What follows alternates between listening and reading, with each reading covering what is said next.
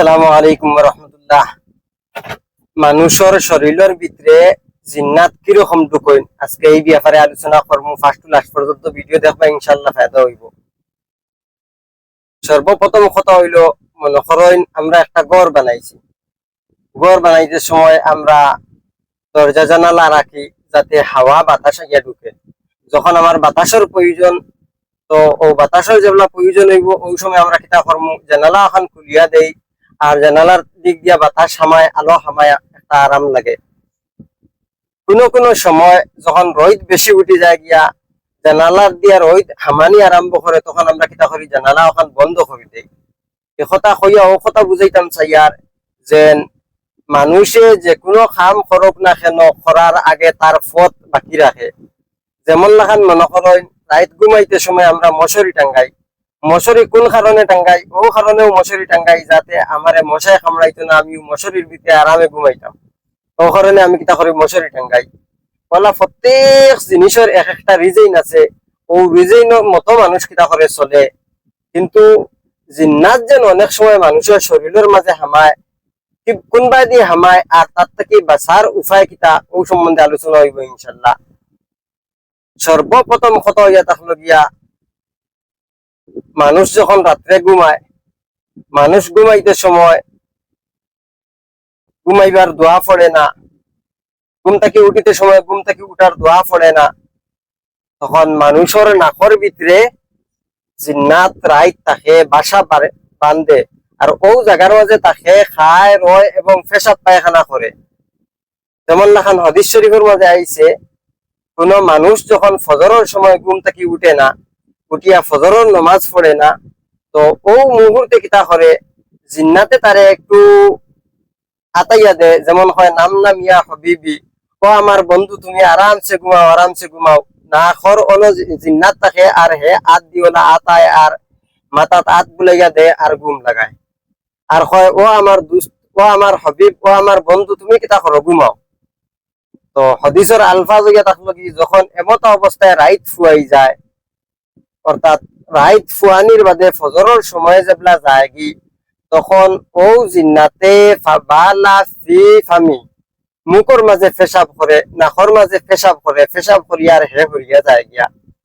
তো বুঝা গেল জিন্নাত নাকর ভিতরে দিয়া মানুষের শরীরের মাঝে হামায়। প্রত্যেকটা উজুদ, প্রত্যেকটা শরীরের বডি কোন কোন দিক দিয়ে হামায়, আমি আজকে ফার্স্ট ক্লাস আলোচনা করবো। সর্বপ্রথম কথা কইলাম ইরাইদ রাখবা যে মানুষ দোয়া ফড়িয়া ঘুমায় না ঘুমর, আর ঘুম থেকে উঠার দোয়া ফড়িয়া উঠে না, আর ফজরের নমাজ পড়ে না। এই সমস্ত মানুষের নাকর ভিতরে জিন্নাতে বাসা বান্ধে। আর যখন হে হরিয়া যায়, তখন প্রস্রাব পায়খানা করিয়া মুখের মাঝে যায় গিয়া। এর পরবর্তী সময়ে বিভিন্ন রকমের বেমার আজার মানুষের হয়। যেমন এর মধ্যে সব থেকে বড় বেমার হইয়া থাকলো কি, পেটের বেমার। বাদে আলোচনা করি, আর আমার আলোচনা তাইব।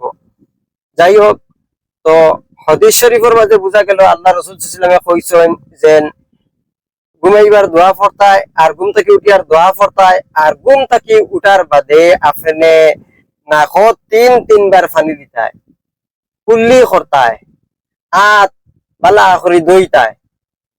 এর কারণ কিতা? সাইন্সে কর যে মানুষ যখন রাত ঘুমায়, তখন বিভিন্ন রকমের জীবাণু হল আইয়া মানুষের শরীরের যেটা আজা হল আছে, যেমন দেখান খান, নাক, মুখ, কথা খোলা থাকে। মানুষ ঘুমোর হালত থাকে, বুঝে না কোন সময় খুলের কোন সময় বন্ধ হয়। কথার ভিতরে দিয়া বিভিন্ন রকমের জীবাণু হল মানুষের শরীরের ভিতরে প্রবেশ করে, আর পরবর্তী সময়ে মানুষ বেমার হয়। হাদিস শরীফ কিতা কর, হাদিস শরীফ থেকে বুঝা যায় যে জিন্নাতে বসেরা করিলে, জিন্নাতে বাসা বান্ধিলে, যার কারণে এই সমস্ত সমস্যা হয়। অর্থাৎ জিন্নাতে এই সমস্যা আপনার লাগিয়া থাকে। 2 নম্বর, খানোর ভিতরে দিয়া জিন্নাত হামায়, এটা আলোচনা আর সামনে হইনি। 3 নম্বর হইয়া থাকলো গিয়া মাইনসর নকুর ভিতরে দিয়া জিন্নাত প্রবেশ করে মানুষের শরীর। পালা করে খেয়াল করবা, মানুষের শরীর জিন্নাত মানুষের নকুর ভিতরে দিয়া হামায়। কিলা নকুর ভিতরে দিয়া হামায়? সাইন্সে কর যে মানুষের নকুর মাঝে যখন গান্দেগি লাগে, তখন গান্দেগি ওগু হে পরিষ্কার করতো, পালা করে দইতো, দইয়া সাফ করতো, সাফ করিয়া রাখতো। নতুবা মানুষের ভাত খাইতে সময়, খেজা খাইতে সময় মানুষের পেটের ভিতরে গান্দেগিও তা হামাইব আর মানুষ কিতা করবো বেমার পড়ব। হাদিস শরীফের মধ্যে আল্লাহ রাসূল সাল্লাল্লাহু আলাইহি ওয়াসাল্লামে কইতরা যে উযু করতে সময় হাত পাও মুখ নাক খান ওটা কিতা করতে হয়, যে জায়গা মুসিবার ও জায়গা মুস্তায় আর যে জায়গা দুয়ার ও জায়গা দুইটায়। হাত থেকে হাদিস শরীফের মধ্যে আইছে যখন মানুষে হাত পাও দয় তখন হাত পাও তাকিয়া তার বিভিন্ন রকমের গুনাহ হল, যেটা সগীরা গুনাহ হল হে করলো ওটা হাত পাউর ফাঁকে দিয়া হাত থেকে নকুর গুড়াবাই পর্যন্ত গিয়া বার হয় তার গুনাহ হল। আর সাইন্সে কিতা কর যে আপনি নখ পরিষ্কার করতা নতুবা নকুর ভিতরে আপনার বিভিন্ন রকমের জীবাণু অকল তৈয়া রইব আর ওটার থেকে আপনি কিতা করবা বেমার ফলবা। যেমন লাখান ইলা ইলা জীবাণু অকল আছে যে যেটা আপনার আমার চৌকে টোটালি দেখা যায় না এবং চৌকে তো সবুরও করে না, চোখ দিয়ে দেখার কোনো লাইন নাই। যদি আপনি অনুবীক্ষণ যন্ত্র দিয়া যদি দেখেন জীবাণু অনুবীক্ষণ যন্ত্রের দ্বারা দেখা যায় যে ছোট ছোট জিনিস সকল যেটা আমরা চৌকে ধরে না ওটা মেশিনের ভিতরে হারানির পরে বা অনুবীক্ষণ যন্ত্র দিয়া দেখলে দেখা যায় যে ওটা লড়াচড়া করে। যাই হোক নাকর দিয়ে আমি প্রথম পাইলাম নাকে দিয়ে হামায় জিন্নাত, মুখে দিয়ে জিন্নাত হামায়, এখানে দিয়ে হামায়, নকুর গুড়িবায় জিন্নাত হামায়। 5 নম্বর হইয়া থাকলো গিয়া বয়তুল খালার মাঝে যখন মানুষ যায় আর প্রস্রাব পায়খানা করে তখন প্রস্রাব পায়খানার রাস্তার দিক দিয়ে কিতা করে জিন্নাত মানুষের শরীরের মাঝে প্রবেশ করে। আল্লাহ রাসূল সাল্লাল্লাহু আলাইহি সাল্লামে কইতরা যখন প্রস্রাব পায়খানাত কোনো মানুষ হামাইব তখন সর্বপ্রথম হে তার প্রস্রাব পায়খানার হামাইবার আগর যে দোয়া যেগুলো পড়তো কিতা দোয়া, আল্লাহুম্মা ইন্নী আউযু বিকা মিনাল খুবসি ওয়াল খাবাইস, অর্থাৎ শয়তান জিন্নাত বেটিন এবং বেটাইন থেকে আল্লাহর কাছে ফানা চাইতো। এই দোয়ার যদি ইহতিমাম কেউ করে তাহলে তার প্রস্রাব পায়খানার রাস্তা দিয়া জিন্নাত হামাইতে পারতো না।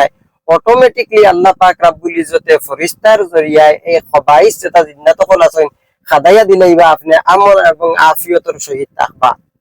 আইন এখন সায়েন্সে কিতা কর, সায়েন্সে কর প্রস্রাব পায়খানায় যাওয়ার সময় আপনি কিতা করতা, আপনি স্যান্ডেল ফাউ দিয়ে যাইতা এবং টিস্যু ইউজ করতা, টিস্যু ব্যবহার করতা প্রস্রাব পায়খানার সময়।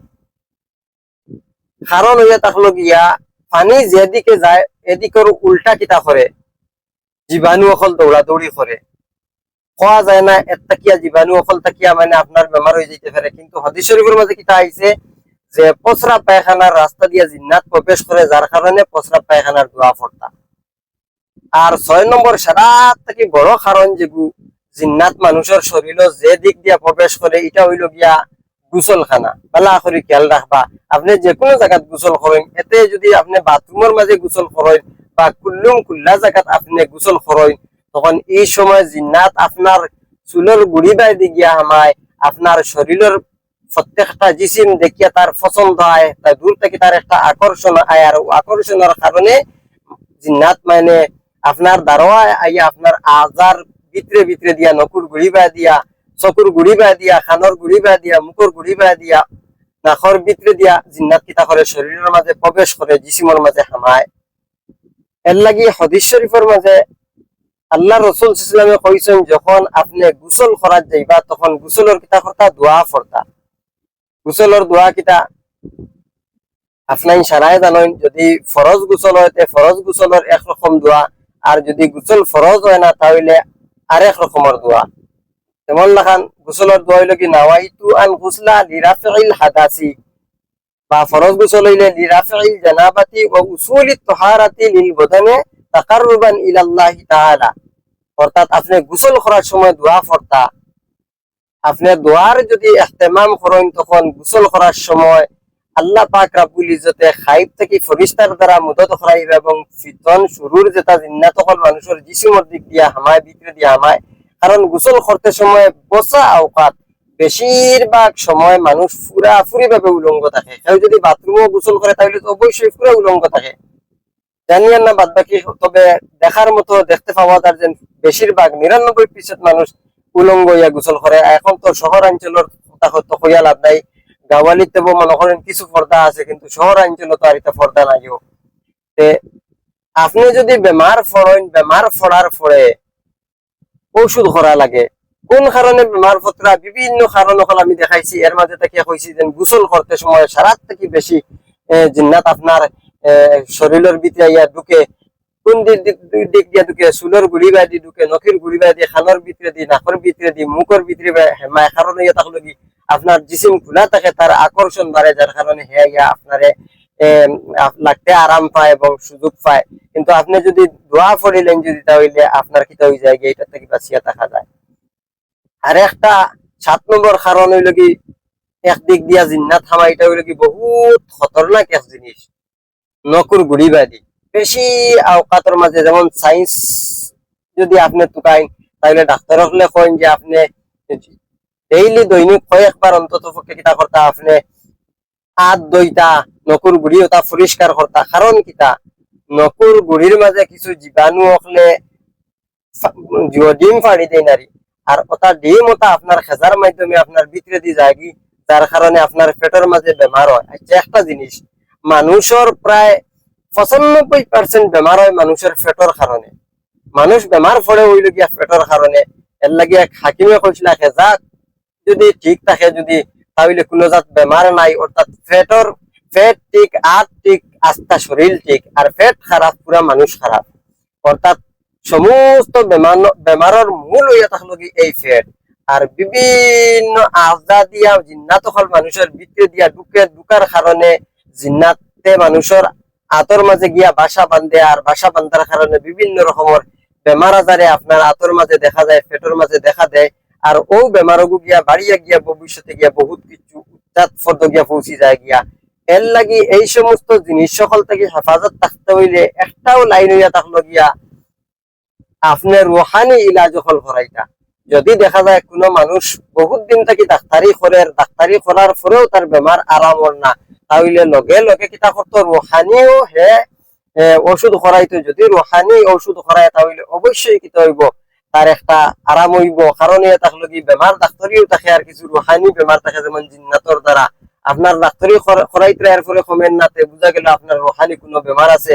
বা ওই রকম আমি যেটা আমল অকল কইছি, যেমন জিন্নাতে বসা অকাত পেটের মাঝে বিভিন্ন রকমের বেমার আজার অকল দেয়। খেউরের পেটের মাঝে দেখা যায় কোনো সময় শাখা হয়ে গেছে, ইলাও বেমার পাওয়া যায়। খেউরের পেটের মাঝে সিনকারি, জ্বালা যন্ত্রণা, বেদনা, এইগুলা হইল কি জিন্নাতি আলামত। আপনি ঔষধের লগে ঔষধ খরাক কোয়া, ঔষধ খরালি সুন্নত, কিন্তু লগে কিছু আপনার রুকাইয়া করা। আচ্ছা, এখন লাস্ট সারার থেকে বড় কথা দেখান, এই সমস্ত জিনিস থেকে আমরা বাঁচতাম কিলা জিন্নাতর এই জুয়তা কিয়া। যেমন আমি কইছি, মনে করেন আপনি যদি বড় ঘর বানাইন, বিল্ডিং বানাইন, আপনি একটা বেড়া দিলাইবা। বেড়া মানে বাউন্ডারি ওয়াল কোন কারণে দেন? কুকুর, মেকুর, শিয়াল, টলা, বান্দর, শয়তান মানুষ সকল বা ওই রকম যন্ত্রণা থেকে আপনি বাঁচার উদ্দেশ্যে কিতা করেন, আপনার বাউন্ডারি দেন। এখন ও যেন অত মাতিলাম জিন্নাত হল শরীরের কোন কোন আজা দিয়া হামায় বা ঢুকে।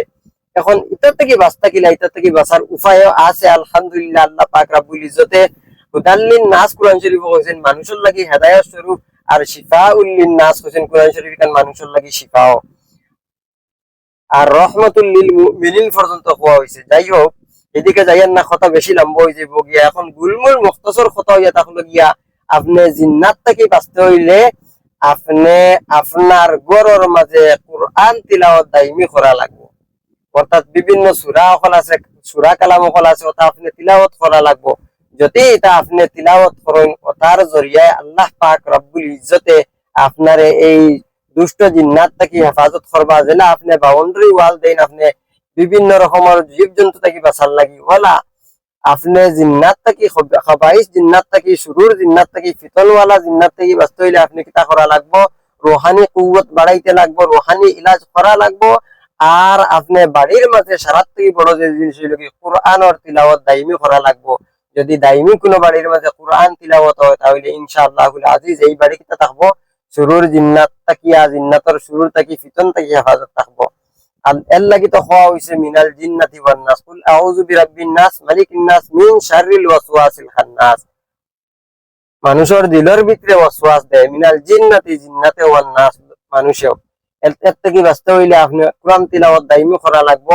যদি কোনো বাড়ির মাঝে দাইমি কোরআন তিলাওয়াত হয়, ইনশাআল্লাহুল আজিজ এই বাড়ির মানুষ সেহাত আফিয়তর সহিত জিন্নাতের ফিতন থেকে শুরুর থেকে হেফাজতে থাকবা। আল্লাহ পাক রব্বুল ইজ্জতে আপনারে এবং আমার খোয়া হুনার থেকে বেশি বেশি করে আমলের তৌফিক দান করুক, আল্লাহুম্মা আমিন। যদি ভিডিও ভালো লাগিয়া থাকে তাহলে অবশ্যই লাইক শেয়ার করবা। আর যদি পেজের মাঝে নতুন হইয়া থাকেন তাহলে পেজটারে ফলো করবা। আর ইউটিউবের মাঝে যদি ভিডিও দেখেন তাহলে অবশ্যই ইউটিউব চ্যানেলটা সাবস্ক্রাইব করবা। আসসালামু আলাইকুম ওয়া রাহমাতুল্লাহি ওয়া বারাকাতুহু।